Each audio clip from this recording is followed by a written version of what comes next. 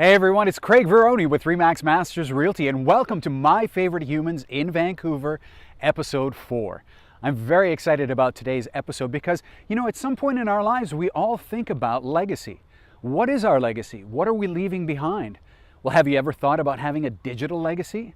Most of us already do, given our social media profiles. But what about building a purposeful digital legacy? That's just one of the questions and topics we'll be talking about today with power couple Sharad and Nisha Kharé of Khare Communications. They've graciously invited us into their home to sit down with them and have a chat. So why don't we go join them now? Sure. I'm Sharad Karé, and I'm Nisha Kharé. yeah, and we are the founders and partners at Khare Communications. So we tell stories for thought leaders, for individuals, organizations in the most authentic way possible through video content. We help people tell their stories through video content, companies, individuals. Icons, interesting people. We also do live moderation. So we do live dialogue in front of audiences. We do that for many organizations. That was something that we, that's actually something that helped us practice our craft of interviewing and continuing to better ourselves at our interactions with people. So at Khare Communications, what we do is we capture people's stories. We capture corporate stories, we capture legacy stories, and we also create commercials for companies. The whole idea is presenting people and companies in their most authentic self. What we leave behind is nothing but our memories and our stories, and that's what we think matters in life. That desire, that need that you guys have, that zest for what you do certainly comes through in everything that you produce. And it is one of the reasons that you guys are, one of my favorite humans in Vancouver, because of not only what you do, but who you've had the opportunity to interview. Yeah. So I'd like you to just tell everyone sort of how you got started and how long you've been at this.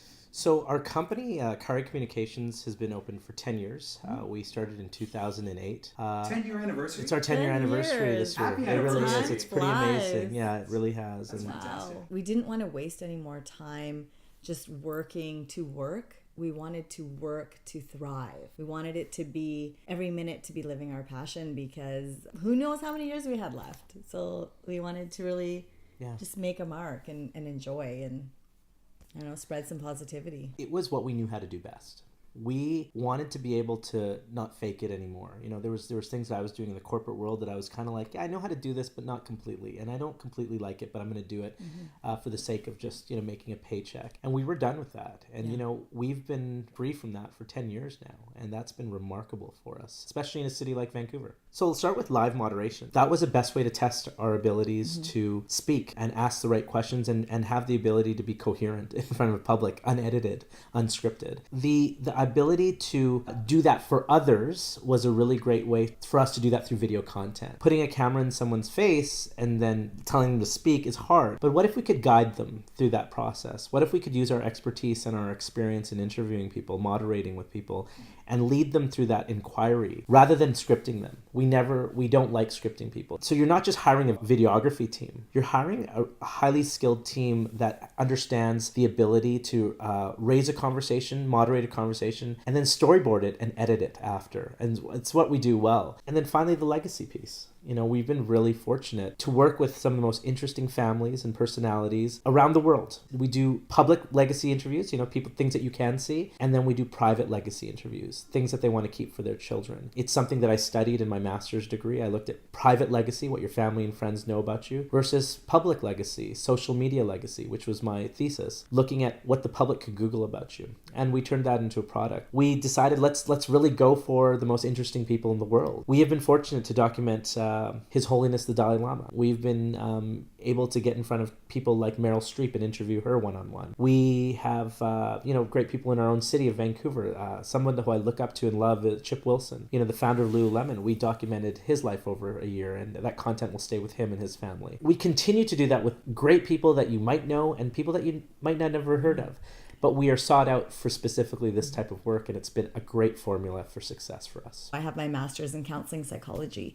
So when working with people, what it comes down to is the person, the personality, the inner self. And that is like a big part of what we do, is helping that inner self thrive and shine. I'll add to that as well. So Nisha also brings a different light to us as well. Nisha brings a more of an academic, background to the work that we do. She's looking at interviewing couples about how they bring power into their relationship and into their work. She's spoken at the United Nations on that subject specifically, and her role in the company, above being a partner, is also guiding new content that I would have never have thought of in the first place. I love that you brought up the United Nations talk. I would love you to talk a little bit more about that, Nisha. So I had the opportunity to speak at the United Nations in New York, and it was a phenomenal experience. The topic that I spoke on was about powerful partnerships. And so my interest and my passion in life is to, figure out how do more of us create powerful partnerships. And so now I'm doing a series of interviews on powerful partnerships, and I'm interviewing people around the world to see what it is that makes that happen. And I want to share that because, when it comes down to it, this, I think, is one of the most important things out there. So like making this work, that's everything. Not all the projects that you take on are paid projects, are they? No. You do projects just because you want to do them. Yeah. There was an Indigenous project that you did, and I'd like to speak about that. This last year, for over a year now, we started looking at the narrative of Indigenous artists and Indigenous leaders and their stories. And so me and a partner, an Indigenous PhD from Ontario, Andrew Judge, Makomasay is his Indigenous name, have become partners. And we started something called the Indigenous Collective. TheIndigenousCollective.com is our site.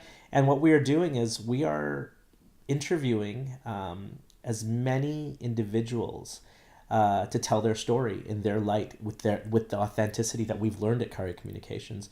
And as of right now, we're funding it. Our company's funding it, and it's our gift to Canada. It's an ongoing project. We've shot, I think, 16 or 17 interviews.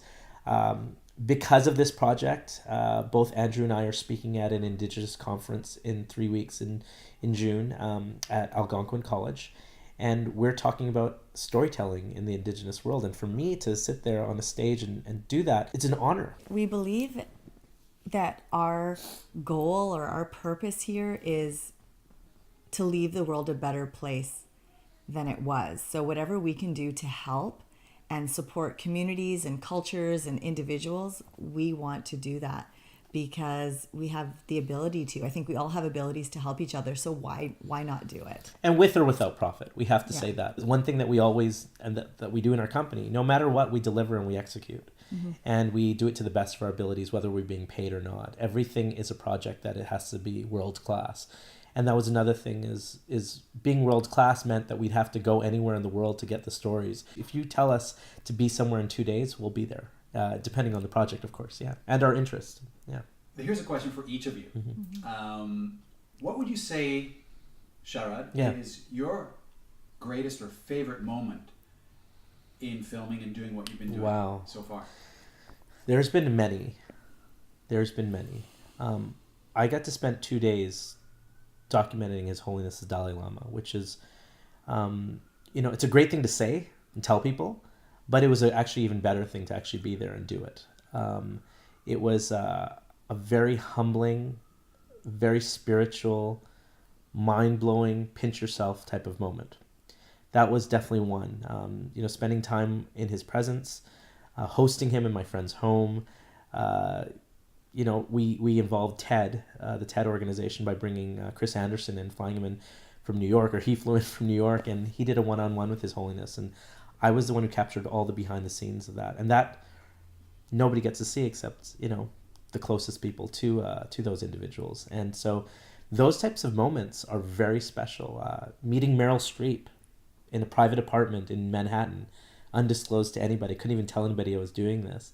And I remember going on social media saying, I'm going to do something really cool right now. Wait a few moments and I'll flash a picture. And again, putting it out to the public is one thing. Being there for an hour or hour and a half with Meryl and sitting there and her saying, thank you for taking the time to do this. And I was sitting there going, one of the most iconic people of our times, and probably the most, one of the most prolific actresses of our times that people really admire, was giving me her time. And giving time is something I really cherish. When someone gives us their time, it really means that they're honoring us, and thus we've done that. So those are like two moments. One of the moments that really stood out to me was when, we met His Holiness the Dalai Lama, and he came up, and when I met him, I was pregnant with our second child, Nola, and due any day. Yeah, she was due. I think she was born 5 days later. 5 days later, and he was so warm and just full of light, and he blessed my belly. He tapped her belly. We have that on video too. It's pretty amazing. And I was just so moved, and I knew that was setting the tone for the rest of her life. Yeah. And I was so appreciative of that, to have that opportunity. And Chris Anderson was in the next room, just about to interview the Dalai Lama. So it was like this whole energy that kind of blew my mind. And the other thing that stood out was, speaking at the United Nations and being in that building where iconic people have spoken, and meetings have happened, and decisions have been made that affect the whole world in a positive way.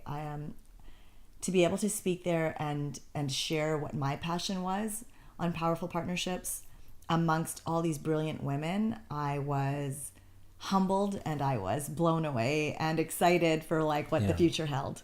I'm curious, is there anyone that you're dying to interview? Yeah. Who would you love to get on camera? I mean, I've been waiting for this one. And Oprah! Well, Oprah would be great. Oprah would be amazing. She was a dream to me before I ever knew about this other person, though. Elon Musk, one of the most fascinating men in the world. South African. Right. That's where I was born. Oh, wow. Right. Yeah. So I love Elon Musk. Yes, so Elon's it's amazing. I got a chance to interview Elon's mother at the United Nations, and May Musk. May is a fascinating, incredible woman, and I did a one-on-one with her. And I talked to her about her children, her not just Elon, but her other two children, who are doing fascinating things in the world as well. So Elon Musk is definitely at the top of my list. President Obama, who I've reached out to through his organization. Michelle Obama. Them as a couple. Powerful partnerships. Yeah, that's a great example. So your job essentially is to capture people's stories. Yeah. I've turned the tables on you here today. Which I love. And thank you so much Thank for you your so time. much for taking the time too. Thank you. My question is, with this idea of legacy documentary, what do you hope your legacy is? So our legacy is really doing the best work we can in the industry that we've chosen. And so storytelling is one aspect of it. Story listening is probably the greater piece of that. And representing our clients and people that we know on our lens in the best way that we can. And if we can't, then we make sure we change and edit till we can. And that's really our legacy, is other people's words and their kindness towards the work that we presented and created for them. Yeah. And our children. Yeah, I'd say that a big part of our legacy is living our best life. So every day we're given an opportunity to live, but we are aiming and trying to live happy and positive. And so for me and for us, I think that our legacy is to show that as an example to our children and to our future generations, that you can do what you love, you can be with people you love, and you can do good for the world. And that all that good that you put out, it comes back to you. I want people, not just my children, but anybody else who wants to pursue their dream, to know that they don't have to be, they don't just have to be a local player. They can go to another level and still live in the great community that they're in and contribute to the community that they live in. But they can actually, rise above and actually take on projects and ideas that people say you can't do. Because we've been ingrained to know that we, stay within your limit. And I did not subscribe to that. I got out of my lane. And it was an open highway with there was no limits. No limits. There's no limits to what you can actually achieve. And if someone says, and this is a hard thing to grasp at times, if someone says you can't do it, you never speak to that person again. And I've done that. I've eliminated people. And it's a very harsh thing, but I'm very extreme. If someone says I can't do something, I will not speak to them, and I'll prove them wrong, and I'll keep going. And I've lost a lot of touch with people who put limitations on not just myself, but themselves as well. Because who you surround yourselves with is really going to be the people who are going to help you lift yourself. And so we live in this age where there are people who are really striving for greatness.